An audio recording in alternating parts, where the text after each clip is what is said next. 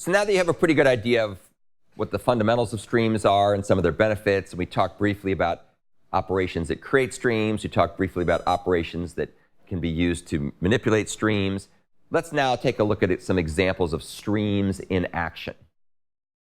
So as we talked about before, streams enhance the flexibility of your programs by allowing you to make this pipeline to compose multiple aggregate operations together, so input and output gets connected by the pipeline. So here's a more complicated view, or a more comprehensive view of what's happening with this particular program. And I think it's kind of cool. So as you can see here, what happens is we start out with a list of names, and we use the of operation to convert the array of names as strings into a stream of names. And then we end up with a stream of strings, so it looks like this. Then we apply the filter operation, and the filter operation will get rid of anything that doesn't start with an uppercase or lowercase h. So you can see here that poor Laertes got dropped, just like in the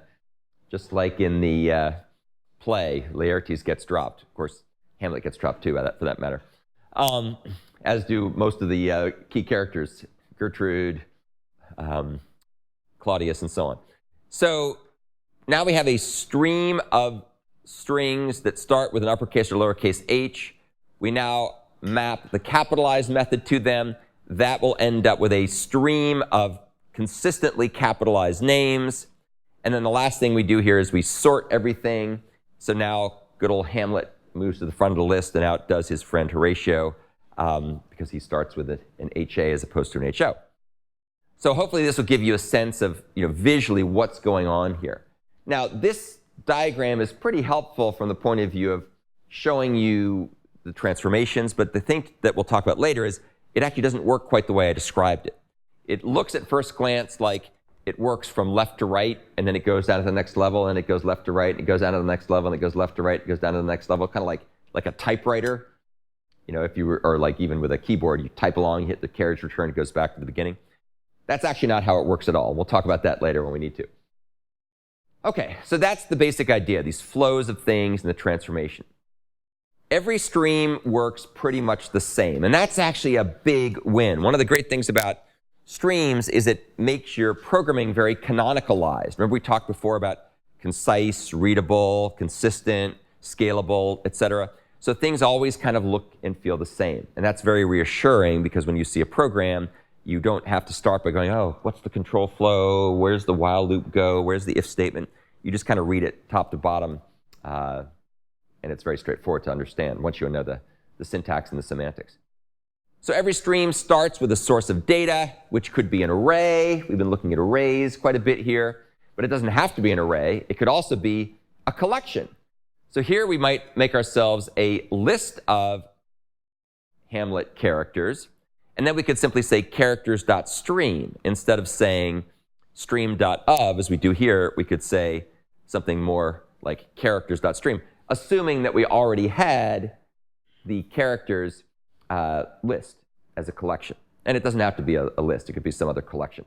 All Java collections that are built into Java have these factory methods as part of their interface. So stream, parallel stream, everything has that now.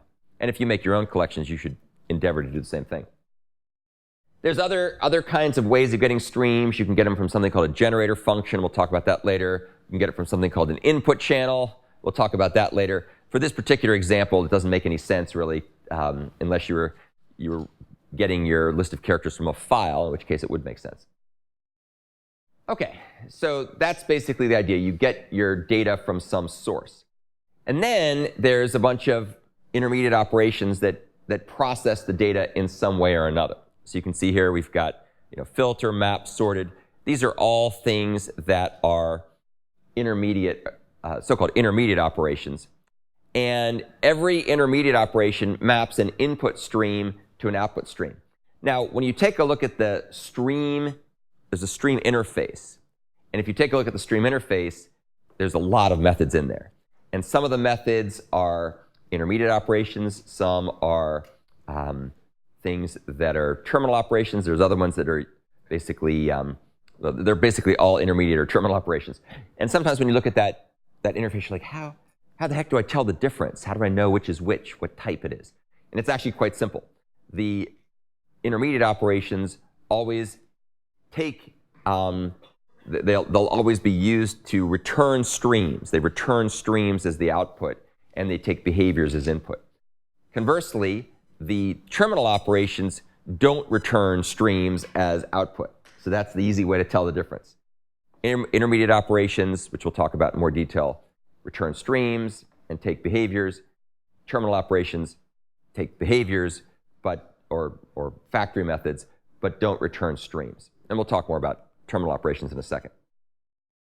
So every stream also must have one terminal operation that yields a non-stream result. So in our example here, the for each method is an example of a terminal operation that does not return a stream.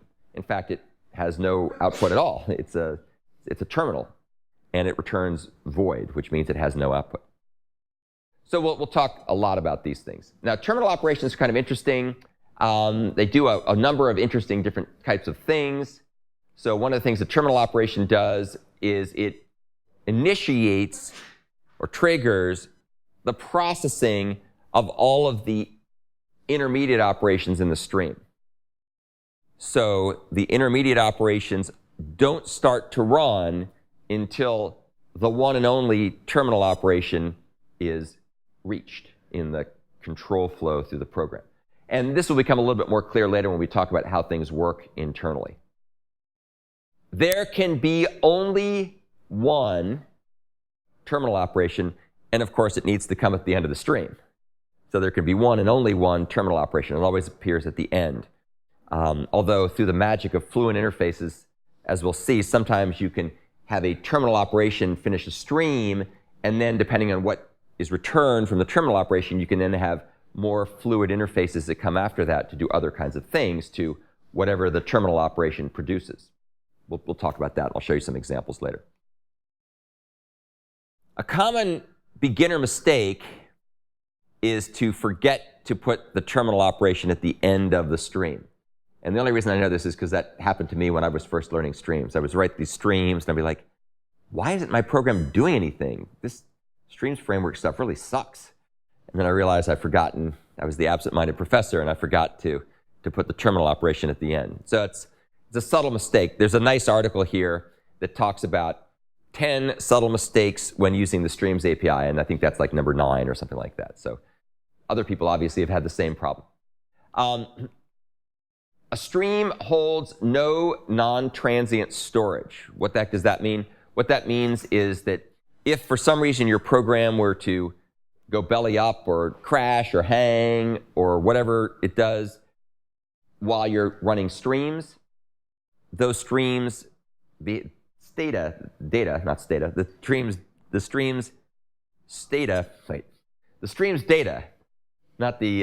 Steam strata.